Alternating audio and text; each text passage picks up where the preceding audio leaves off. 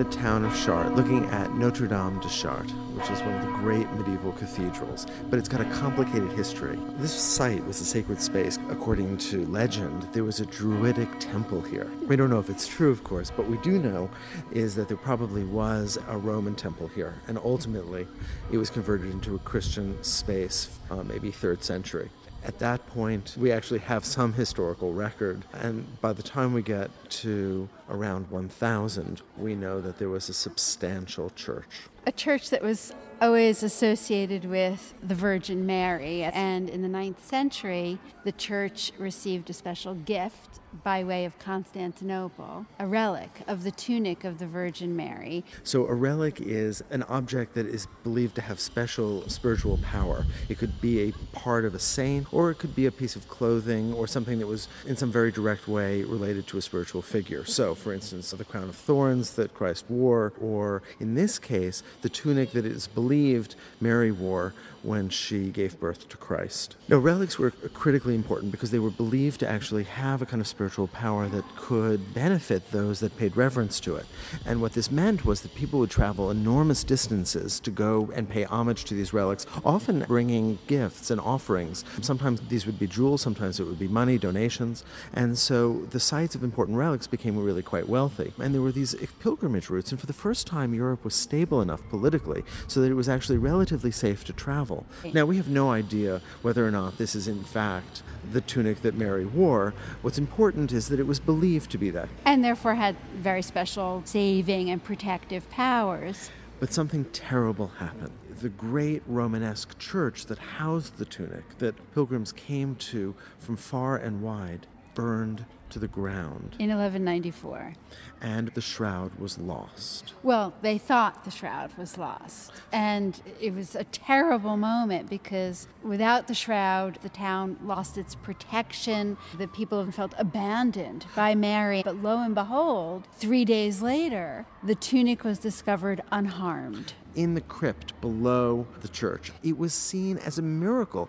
Instead of the Virgin Mary having forsaken the town, instead of this being evidence of her anger, now it was clear that the Virgin simply wanted to get the old church out of the way so that in 1194 the town of Chartres could raise a church that was equal to her importance in its splendor. The architect of Chartres, whose name we don't know, built the church on the foundations of what was left of the Romanesque church that had been here. But by this time, architecture in the West had changed, and we had moved from a Romanesque style to a Gothic style. And this church is one of the preeminent examples, and probably the most unified example, of the Gothic in France. We're talking about a new focus on opening up the walls of the church and a new focus on geometry. God created the world according to measure, and the church could mirror the measure, the numbers with which God had created the universe.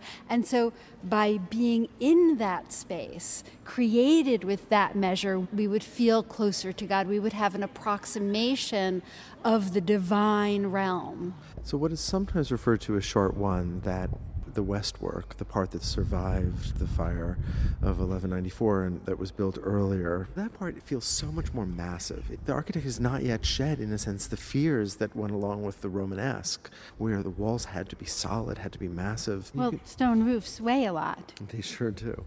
And so you can see the building is pierced only with the smallest windows. The facade is divided into threes in two directions, a reference to the Trinity, but I think more importantly, organized according to the golden ratio and a notion of creating a sense of perfect proportion. Let's walk a little closer. Let's take a look at the jamb figures on the royal portal. You can actually hear some of the masons working, doing some repairs on the church. The jamb figures are the figures on either side of the doorway. They're very columnar, each attached to columns, probably the kings and queens of the Old Testament. They're really Gothic. They're not people like we are. They are clearly representations of spiritual beings. You can tell that because, as you said, they're incredibly long, virtually architectural columns, except they support nothing. They don't really seem to have a sense of weight. If you look down at their feet, they sort of dangle down a little bit. They don't really have bodies. They have drapery with folds indicated by lines carved into the stone, and in some places indicating a knee or a hip, but there's really no sense of a monumental three-dimensional body under that drapery. I'm taken by the pure aesthetic beauty of these figures. To represent these figures as gatekeepers, somebody that can hasten our entry into the spiritual realm. Precisely, as we walk in, the figures tower above us. They look paternal, kindly, and they look down at us but also past us, so that they seem to occupy both the heavenly realm and the physical realm at the same time, and provide a kind of transition into the spiritual realm inside the church.